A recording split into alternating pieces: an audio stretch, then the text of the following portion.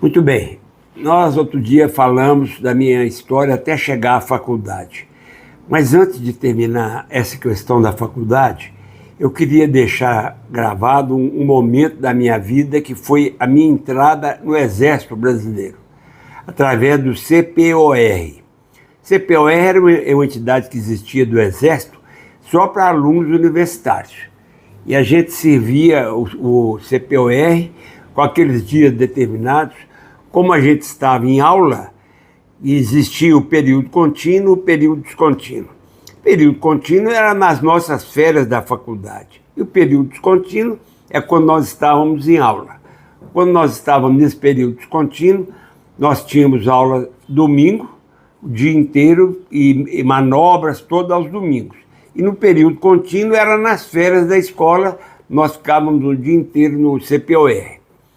Eu fiz CPOR de 61, no ano de 61 e no ano de 62. E tiveram alguns fatos interessantes na minha vida de militar que eu gostaria de ressaltar aqui. O primeiro fato que houve foi na renúncia do Jânio Quadros. O Jânio Quadros renunciou e nós estávamos no quartel e fomos todos chamados para uma prontidão. Ficamos de prontidão uma semana sem poder sair do quartel, almoçando, jantando e dormindo no quartel, prontos para entrarmos em alguma atividade que fosse preciso. Graças a Deus não houve essa necessidade. E um outro fato interessante é quando um jornal aqui de Belo Horizonte, chamado O Binômio, fez um ataque muito grande a um general do Exército, o general Punaro Bley. E o Punaro Bley se sentiu muito ofendido e ele levou até uma agressão física. Esse general teve uma agressão física nele e ele então voltou ao quartel e chamou todos os oficiais do 12RI e do CPOR e eles foram para o jornal e liquidaram o jornal. Quebraram o jornal todo, não sobrou nada inteiro no jornal. Isso na linguagem popular chama empastelar. E eles empastelaram o jornal.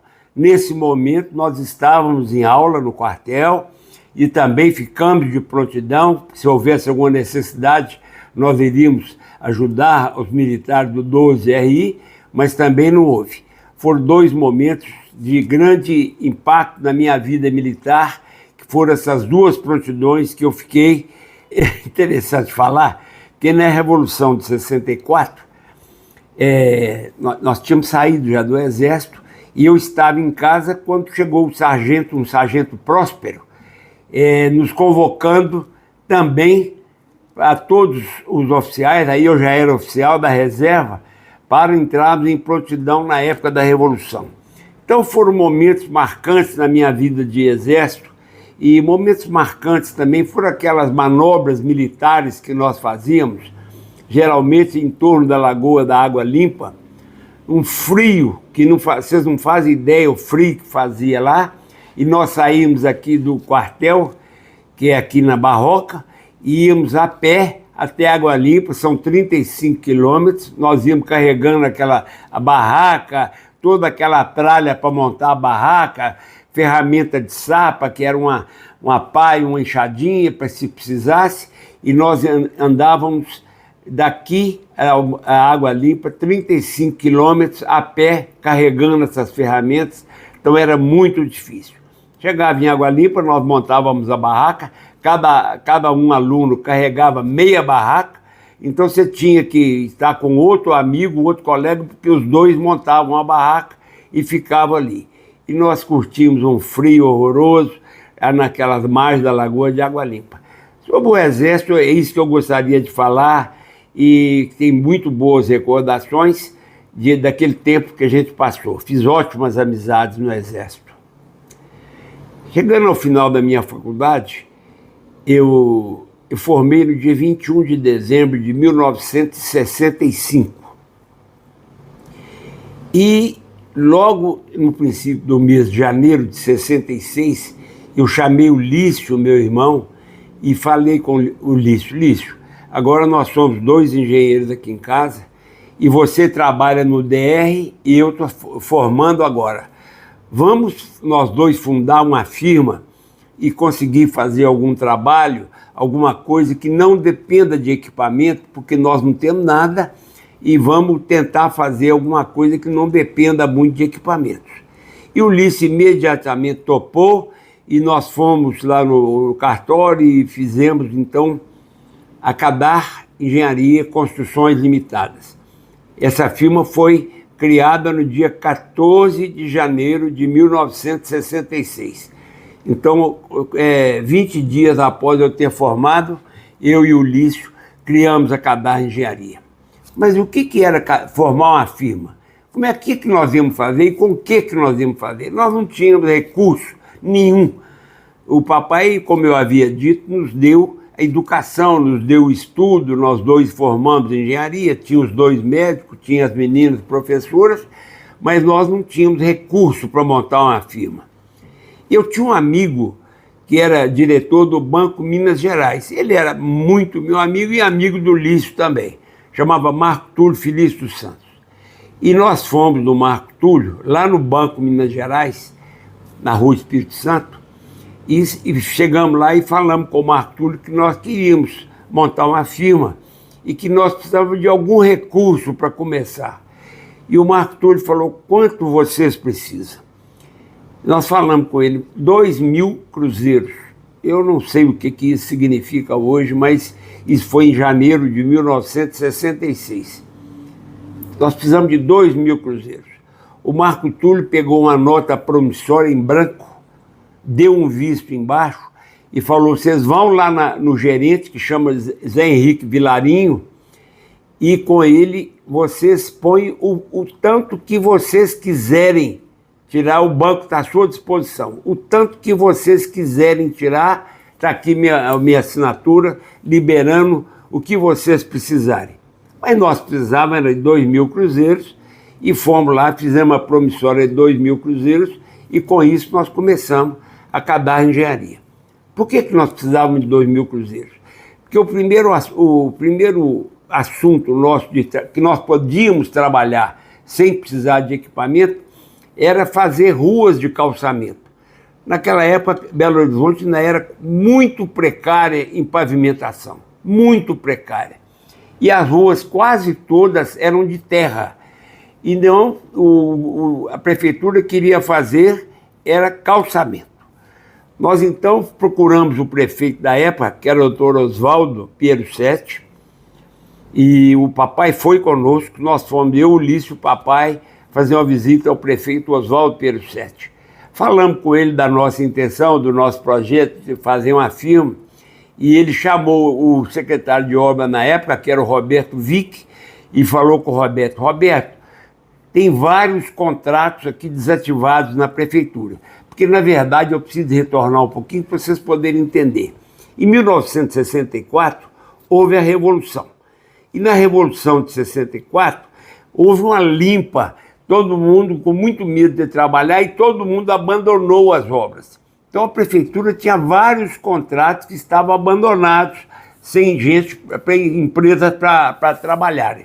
O doutor Oswaldo chamou o Roberto Vick, e o Roberto Vick falou, não, nós temos um contrato aí de calçamento que eles podem trabalhar nele. Então fizemos todas aquelas coisas que nós precisávamos fazer, assinamos o contrato e começamos a fazer calçamento poliédrico.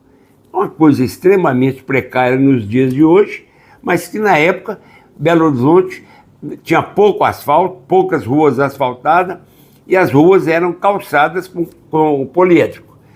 E para nós era mais fácil, porque o poliédrico demandava pouco equipamento, ele era mais artesanal, como é até hoje, e nós começamos então a fazer neste contrato, que nos foi dado pelo Dr. Oswaldo, pelo Sete, pelo Roberto Vick, o primeiro calçamento que nós fizemos.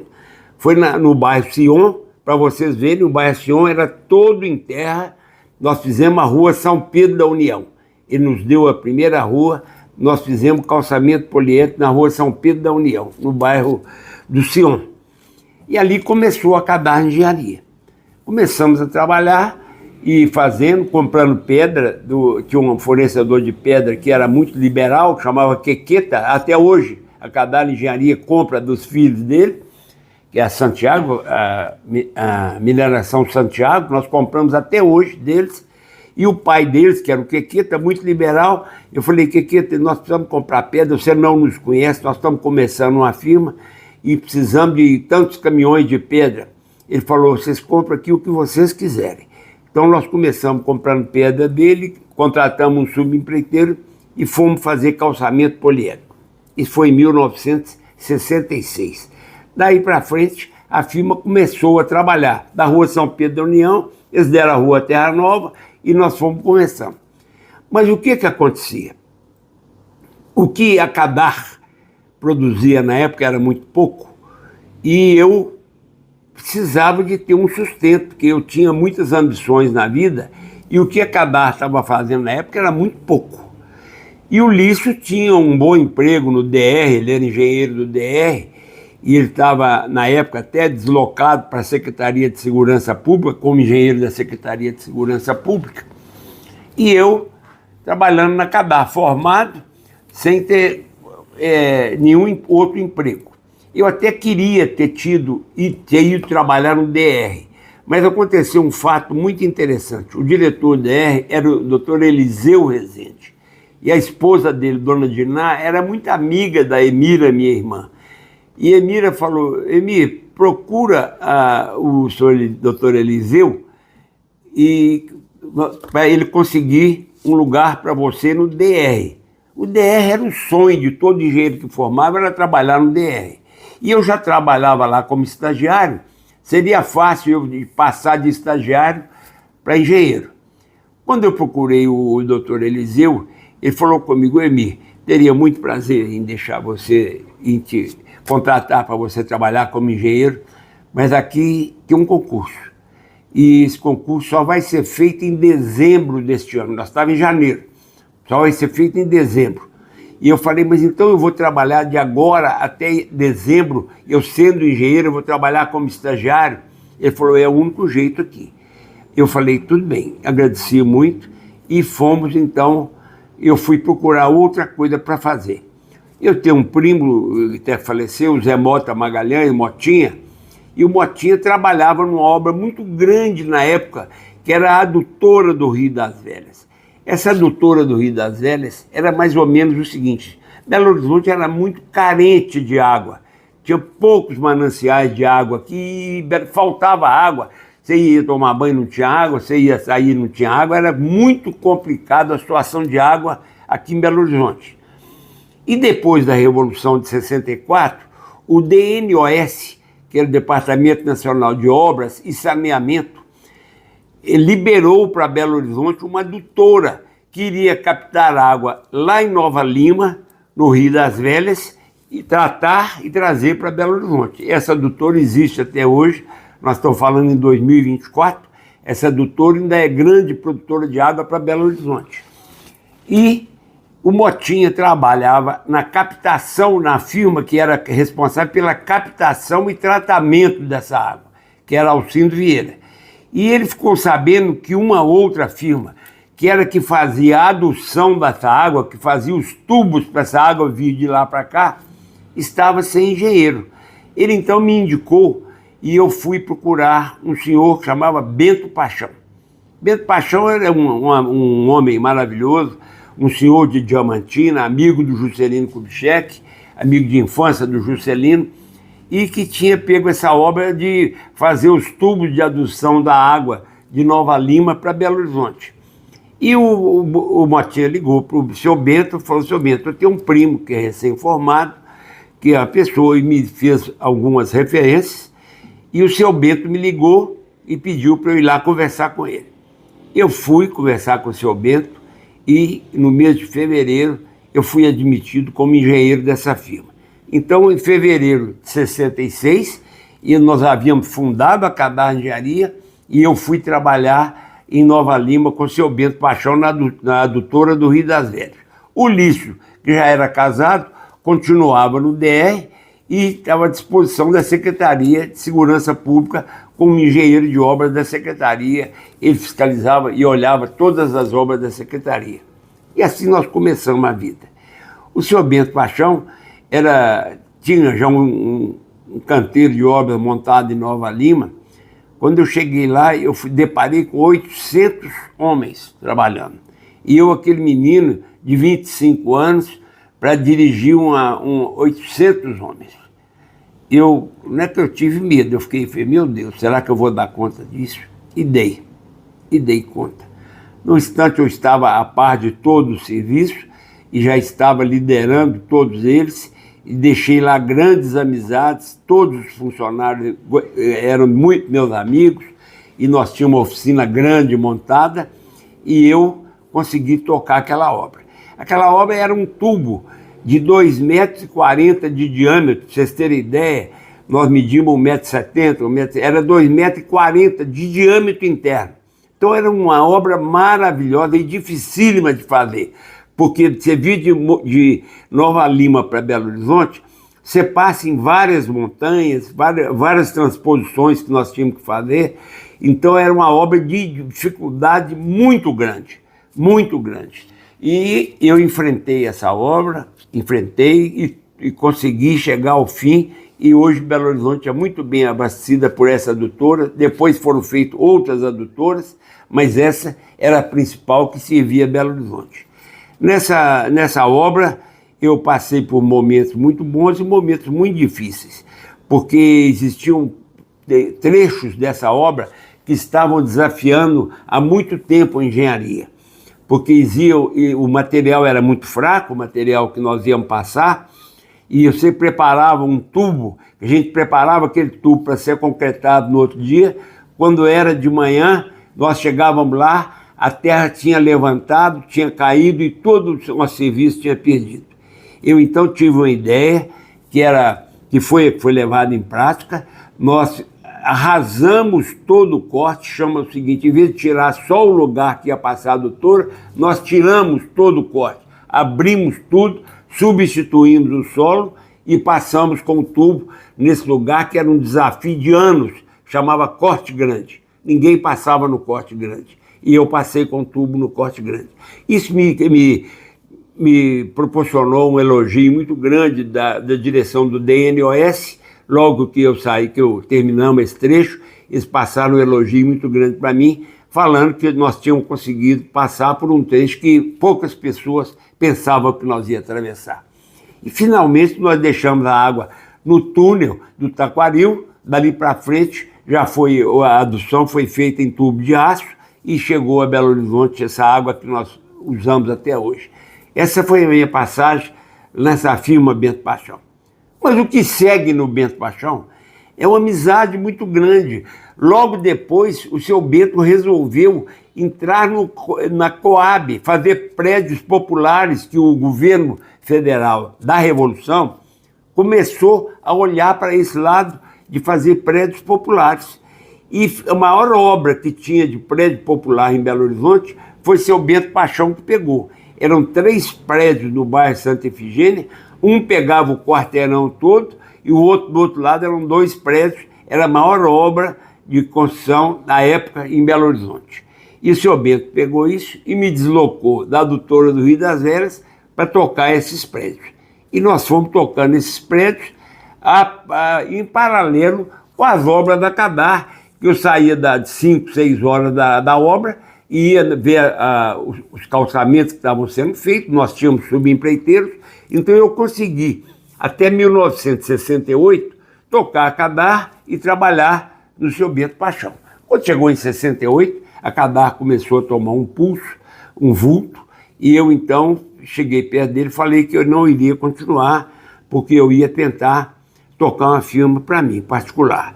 Isso que aconteceu. Até 68 eu tinha esse emprego e tocava na Cadar. O Lício, por sua vez, eu falei com o Lício, Lício, fica aí no DR, porque você tem família, você já é casado, eu não era casado, você já tem família, você precisa de cuidar da sua família e esse emprego do DR garante a sua subsistência. Você fica lá e eu fico tocando a Cadar daqui, o que puder.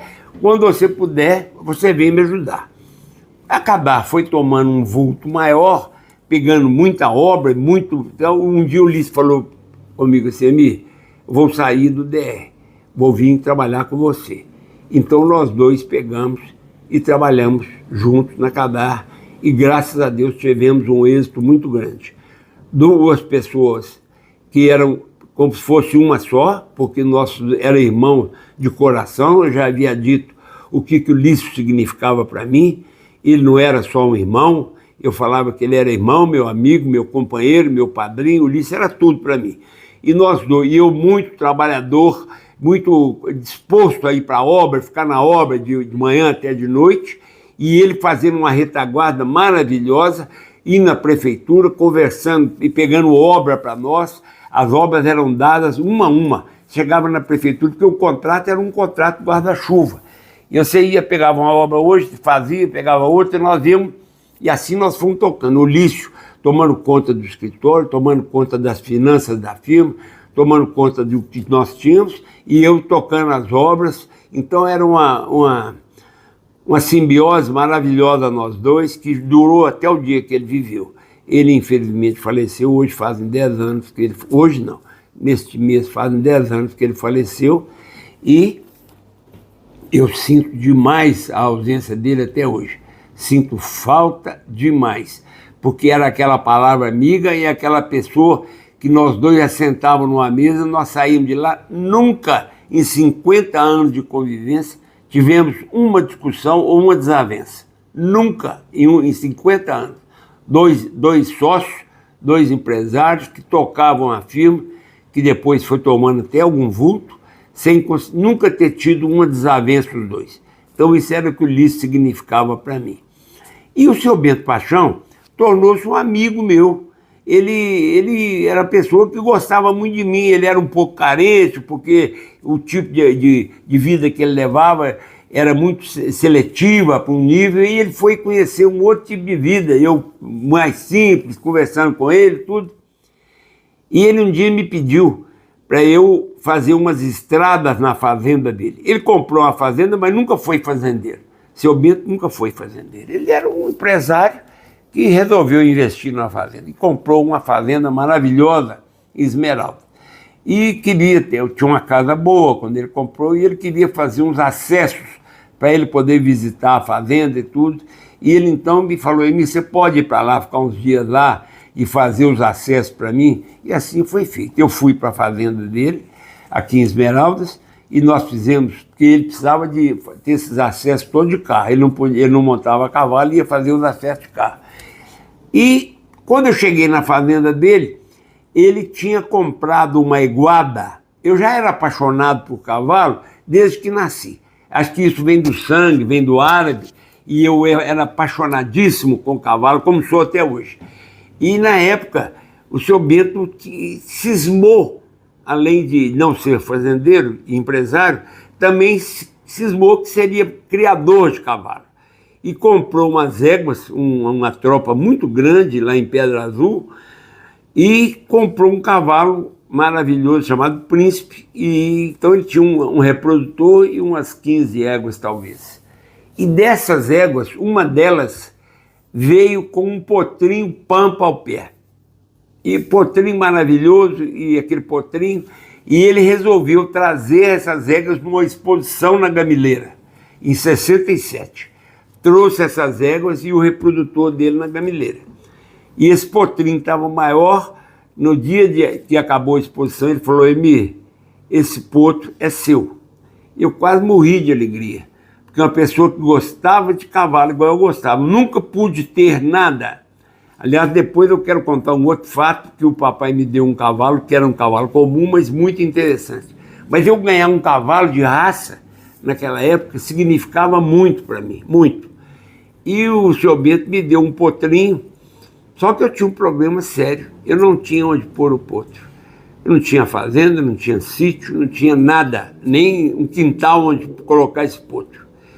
Eu então, meu irmão Adelmar, que era uma pessoa muito relacionada, era amigo do presidente da Sociedade Hípica, que é o Paulo Abreu.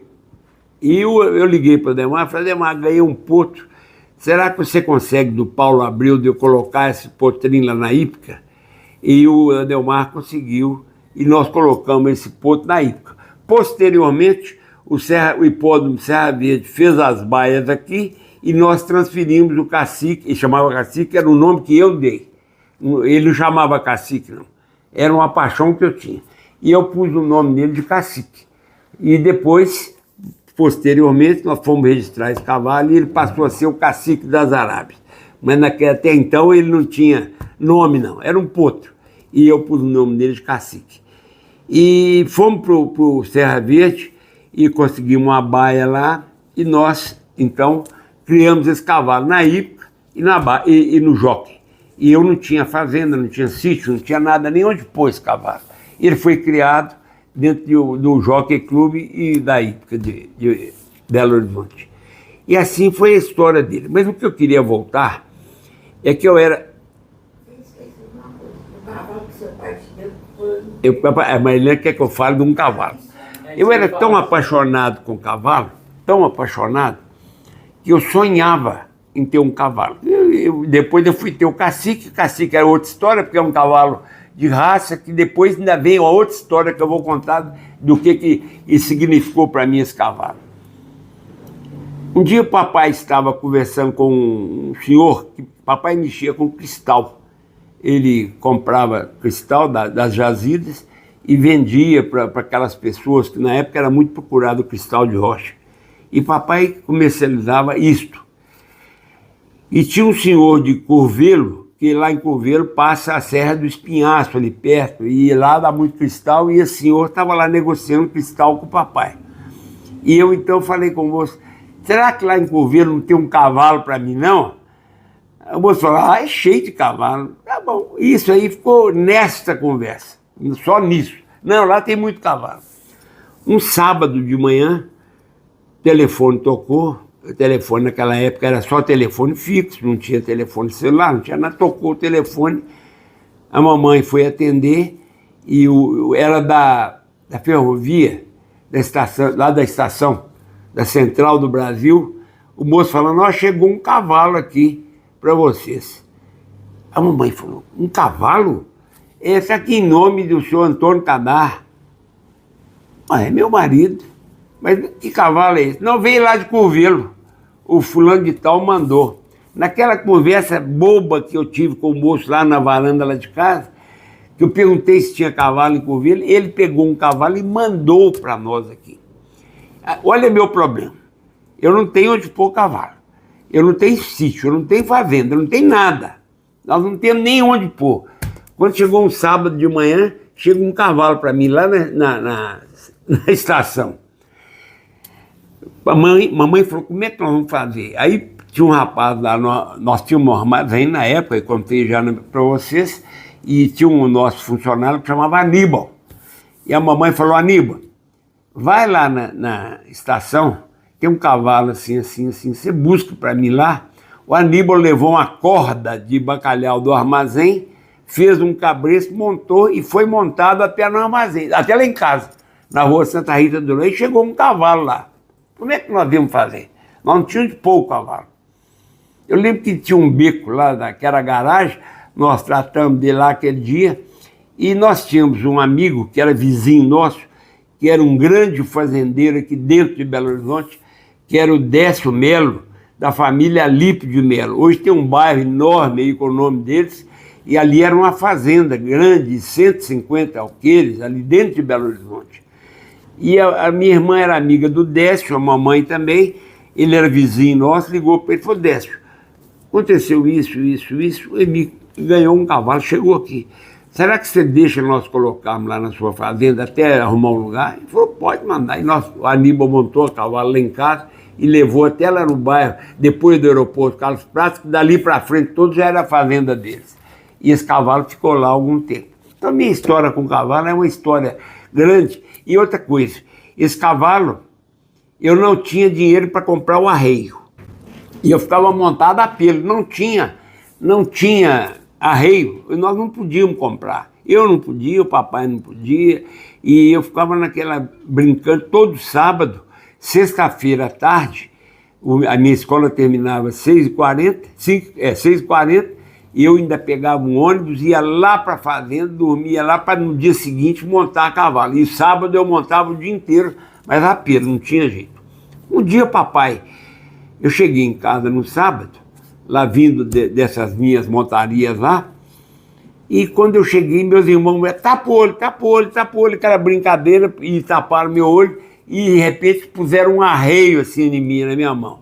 Olha o que é isso? Um papai tinha feito um negócio lá em Congonhas, que era a mesma coisa do Cristal, e tinha conseguido um dinheirinho lá, e trouxe um arreio para mim de Congonhas. Então eu passei a ter um cavalo e um arreio. Aquilo para mim era a mesma coisa de ser um deus, eu era o máximo, uma pessoa na minha idade, novo, menino, e com muita dificuldade ter um cavalo e ter um arreio era uma coisa extraordinária na minha vida. E esse cavalo eu pus o nome dele de Gaúcho, e era um cavalo que me deu muita alegria, muita coisa na vida, foi o Gaúcho. E então, voltando agora no cacique, quando o seu Bento me deu o cacique, nós colocamos lá no jockey, depois na hípica, e fizemos depois o adestramento desse cavalo, e ele ficou sendo um cavalo maravilhoso. Na época, eu fui saber que esse cavalo era Campolina. Eu não sabia nem que existia a raça Campolina em Mangalaga. Achava bonito o nome Mangalaga, achava que era um cavalo grande, pelo contrário. O Campolina, que é o grande, e o Mangalaga, que é o pequeno. Mas eu achava pelo nome Mangalaga que era enorme. E eu fui saber que aquele cavalo era Campolina, que aquelas éguas que o seu Bento tinha comprado, e o cavalo que ele tinha comprado era Campolina. Eu então pus o nome de Cacique das Arábias, criei um sufixo para o meu criatório, que é Arábias, e fui na associação para saber como é que era a questão de registrar esse cavalo. Eles falaram, ó, esse cavalo, o livro está fechado. O que significa o livro fechado? É que você só pode registrar cavalo, filho de cavalo Campolina com égua Campolina. Mas ainda estava aberto para animais até 2 anos, que era a idade dele, que ele era potrinho. Então, eu consegui registrar o cacique em livro aberto, que era um livro que ainda estava aberto, hoje está fechado, não registraria mais. E o cacique deu início a uma criação grande, que eu quero falar mais na frente, que é um criatório muito grande de cavalo que nós tivemos, com muito sucesso, que eu quero falar mais à frente. Mas então, voltando a Cadar Engenharia, a Cadar, com toda a dificuldade que nós tínhamos na época, nós éramos duas pessoas extremamente batalhadoras, que a gente conseguiu sucesso em tudo que a gente fazia. Primeiro, pelo relacionamento fácil que nós dois tínhamos. O Ulisses tinha muito fácil relacionamento e eu também. Então eu estava tocando as obras lá vamos dizer, no front, né? Como fala na guerra, estava no front e ele na minha retaguarda, fazendo tudo. Quando era de tarde, às 5 horas, 6 horas, eu vinha para o escritório, nós assentávamos e colocava a nossa vida toda em dia. Até o ano de 68, foi mais ou menos assim, eu trabalhando no Bento Paixão, o Ulisses no DR, e nós dois fazendo o que podia para tocar a firma. Quando eu desliguei da Bento Paixão e vim trabalhar na Cadar Engenharia direto, e o Ulisses também resolveu sair do DR e vir para Cadar, foi que nós começamos a ter uma condição melhor de muita obra, muita coisa, nós dois muito dedicados à firma e conseguimos começar a crescer um pouquinho. Em 69, o papai tinha um sítio na Avenida Abílio Machado, na Ressaca, e o Ulisses, o papai queria vender o sítio. Ele tinha um sócio, que era um primo dele, e eles resolveram vender esse sítio. E então o Ulisses gostava muito de comprar terra. E ele me falou, Emi, não vamos deixar o papai vender isso para outra pessoa, não vamos nós dois comprar esse terreno? Vamos. É um terreno na Avenida Abílio Machado, hoje ficou praticamente dentro da cidade, mas que na época, 50 anos atrás, era longe demais, era um sítio longe. E nós resolvemos comprar então esse sítio, e compramos, e ficamos muito felizes de ser dono daquele terreninho. Até então nós não tínhamos nada, e compramos a primeira vez esse terreninho lá na Avenida Abílio Machado. Isso foi no ano de 69. Quando chegou no ano de 70, a nossa cabeça aumentou um pouco. Nós quisemos ter uma coisa a mais. E fomos, então, partir para comprar um pedaço de uma fazendinha pequena. e pedimos à mamãe, que a mamãe tinha mais tempo, ela ficava lendo, antigamente nos jornais tinha o classificado de terreno, essas coisas, e a mamãe achou um terreno lá em Betim. Era uma fazenda pequenininha, mas muito interessante. O corretor foi muito feliz ao fazer o anúncio dela e fez um anúncio tão bonito que nos despertou vontade de ir lá para ver. E mamãe tinha morado em Betim muito tempo, a gente tinha uma certa vontade de ter alguma coisa em Betim, fomos a Betim ver essa fazenda. E essa fazenda, que era uma fazendinha, hoje é uma fazenda de porte, e nós fomos comprando muitos pedaços e hoje ela é uma fazenda de porte. Estou falando com vocês em outubro de 2024. E na época, em 1970, ela era uma fazenda muito pequena. Depois nós fomos comprando os sítios em volta e ela ficou grande. Mas o que eu queria contar não era isso, não. Era um outro fato interessante. Um dia nós chamamos, nós era muito relacionado na prefeitura, no DR, todo mundo era muito amigo nosso. Um dia nós chamamos um diretor da prefeitura para ir almoçar conosco na fazenda, para conhecer a fazenda. E ele foi, almoçou lá conosco, e nós perguntamos para ele chamava Hélio Carnevale: doutor Hélio, o senhor acha que Belo Horizonte vai ter muita obra daqui para frente, obra de asfalto?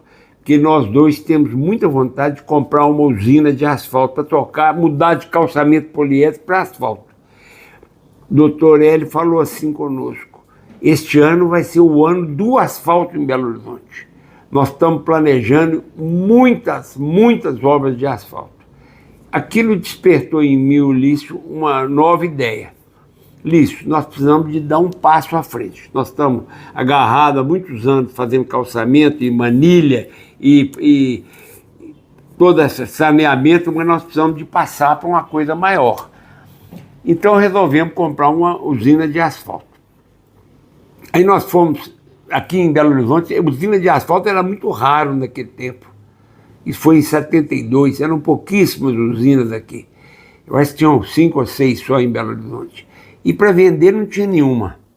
E São Paulo, com uma cidade grande, uma cidade de muito progresso, nós fomos nos jornais de São Paulo e descobrimos uma usina para vender lá. E fomos a São Paulo, eu e o Ulisses pegamos um avião aqui, fomos a São Paulo e procuramos a empresa lá, chamava Pedreira Riuma, hoje é uma das maiores de São Paulo até hoje, e ela mexia com pavimentação, e ela tinha desativado a parte de pavimentação e estava vendendo uma usina de asfalto. Eu não entendia nada, e nem o Ulisses entendia nada de asfalto, nada, entendia nada. Chegamos lá, a usina estava desmanchada no chão, toda desmontada. E o cara falou: não, eu garanto para vocês que essa usina está completa. Nós desmanchamos ela agora e pusemos aí, mas ela está completa. Nós então compramos a usina. Compramos, apalavramos de comprar. E marcamos com ele no dia seguinte para nós irmos até o escritório dele, na Avenida Matarazzo, para fechar o negócio. Chegamos lá, nós entramos, eu e o Ulisses conversamos com ele, preço, quanto que era, falou o preço, e nós falamos assim: mas nós precisamos de pagar isso em prestações, em partes, 4, 5 vezes, 6 vezes, porque pagar à vista nós não temos dinheiro para isso. Ele pegou e falou assim: gente, vocês são 2 pessoas de Belo Horizonte, chega aqui para mim, em São Paulo, querem comprar uma usina de asfalto. Eu não sei quem são vocês e vocês não sabem quem sou eu. Vocês vão comprar uma usina de asfalto e pagar em prestação, como é que eu posso vender isso para vocês? Vocês me dão uma referência qualquer em Belo Horizonte, que eu vou tentar saber alguma referência de vocês. Nós então falamos com ele assim: o senhor pode ligar para o Banco Minas Gerais, está aqui o telefone do diretor do Banco Minas Gerais, e nós mexemos lá no Banco Minas Gerais. O banco pode falar com vocês o limite que nós temos de crédito. Tudo. Ele falou: então vocês não se importam de ficar lá fora, espera um pouco, eu vou conversar com o gerente. Passados uns 15 minutos, 20 minutos, ele nos chamou. Falou: o negócio está fechado. Não, está fechado. vocês podem comprar, assina as promissórias aí, tá? E pode levar a usina.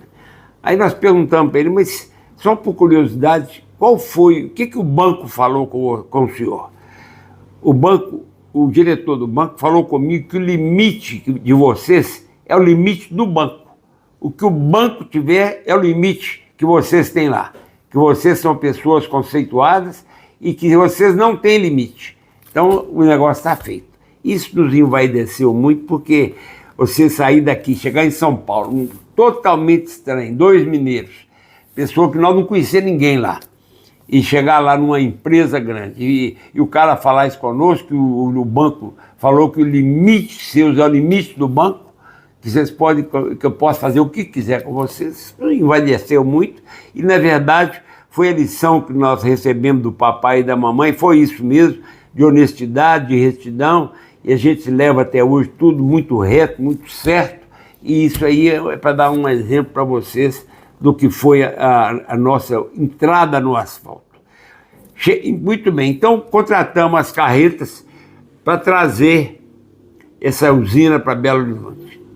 E então nós tínhamos, como nós tínhamos comprado aquele terreno do papai, em 69, nós pensamos em montar essa usina lá naquele terreno que nós havíamos comprado. E descarregamos as carretas lá. Papai foi lá para ver, os 2 filhos dele todos felizes, compramos uma usina de asfalto. Quando ele chegou lá, ele viu aquele tanto de coisa desmontada e falou assim, não tinha uma coisa melhor para vocês comprarem, não? Não, é isso aí, isso é usina de asfalto desmontada. Muito bem. Aí começou o problema. Quem vai montar essa usina? Ninguém sabia nada. E eu então falei assim, eu monto. Eu vou trabalhar para montar essa usina. Nós tínhamos 2 funcionários, um chamava Matuzinho e o outro, eu não estou lembrado do nome dele, 2 peõezinhos lá, meus amigos, falaram, nós vamos montar essa usina. E começamos a pôr as peças no chão e montar a usina. Eu tinha ouvido um catálogo, eu olhava no catálogo como é que era, ia lá e procurava a peça e montava. E fomos montando a usina, e subia com aquela escada, e eu fiquei algum tempo montando a usina, até que ela ficou montada e ficou pronta. O Lício ia lá todo dia me dar apoio, todo dia ele chegava lá, ele como é que está indo aqui? Está indo isso, estamos montando isso, estamos... E tinha uma usina da Semenge, era uma firma que tinha lá perto, no anel rodoviário. Aí, quando eu tinha alguma dúvida de alguma peça, eu ia lá na Semenge para olhar uma usina pronta. E eu olhava aquilo e falava que essa peça é aqui e tal, e assim nós montamos uma usina de asfalto. E começamos a trabalhar no asfalto, então. Mas aconteceu um problema que nós não tínhamos encarregado para tocar essa usina. Não tinha encarregado. E essa usina era trabalhosa, porque você tinha que aquecer o asfalto, o betume, a uma temperatura de 150 graus e depois aquilo e ligar as caldeiras para aquecer também a tubulação. Era complicadíssimo tocar aquela usina. Nós não tínhamos encarregado e eu falei, eu vou ser o encarregado. E passei a ser o encarregado da usina. E para ser encarregado da usina, eu tinha que chegar lá muito cedo, porque os caminhões saíam com asfalto 7 horas da manhã. E eu tinha que deixar o asfalto pronto para ser rodado essa hora. Então eu ia lá para essa usina 3h30 da manhã. 3h30 da madrugada, eu acordava, morava, aí eu já era casado, 72, eu já era casado. Depois eu vou contar a história da minha mulher, tanto que ela foi que me ajudou nisso, mas ainda vai chegar na história dela.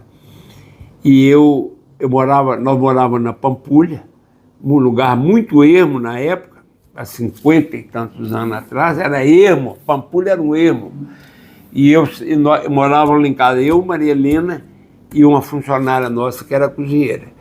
Então eu saía 3h30 da manhã, um frio danado, eu ia para a usina para colocar, para aquecer o asfalto, para aquecer a usina, para quando os motoristas chegassem 7 horas, estava no ponto de rodar asfalto para encher os caminhões.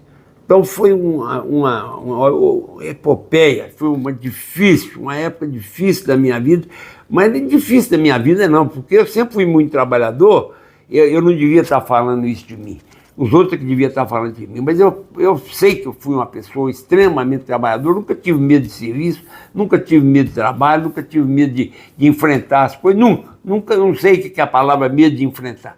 Então eu enfrentei montar aquela usina e colocar ela para funcionar. E essa usina ficou funcionando 2 ou 3 anos lá, depois nós tivemos outra usina, mas aí já é outra história. E agora eu quero fazer um parênteses para contar uma história já eu casado com Maria Helena. Maria Helena saía da Pampulha na hora do almoço com um prato, ela levava um prato de comida para mim. E esse prato ia o prato com outro prato por cima e um guardanapo amarrando aquilo. E levava uma garrafinha pequena, que devia ser de Coca-Cola, com limonada, porque eu não gosto de tomar refrigerante. Ela fazia uma limonada e levava para mim. Ela saía de carro da Pampulha, ia lá na ressaca levar para mim, e nós dois ficávamos lá. Tinha um tronco de uma mangueira lá no chão, que tinha sido derrubado, nós ficávamos sentados nós dois, e vendo a usina rodar, e eu almoçando, e ela conversando comigo. Então a Maria Helena não foi meu braço direito, não. Foi meu braço direito, meu braço esquerdo, minha cabeça e meu coração. Tudo para mim foi a Maria Helena. E até hoje. Então, depois vai ter um capítulo todo especial para ela, para eu falar o que ela significa para mim, mas na época da usina de asfalto foi isso que aconteceu. Eu sentado num tronco, nós dois, eu comendo, ela levava a comida para mim, esperava, e eu sempre falava com ela, mas ele entrava um prato bem grande, porque os funcionários que trabalham aqui, às vezes tinha um negócio de comida, que a firma não dava comida naquele tempo. Hoje nós damos alimentação para todo mundo, mas na época cada um levava a sua marmita. E às vezes a marmita azedava. O cara chegava lá e falou, não vou almoçar não, que minha comida azedou. Então eu pedi a Maria Helena, mas ela entrava um prato mais farto para mim, porque eu vou dividir com alguém. E chegava lá, dividia, nós dividíamos a comida, e assim foi uma etapa da minha vida, que foi o começo do progresso da Cadar, foi nessa época aí.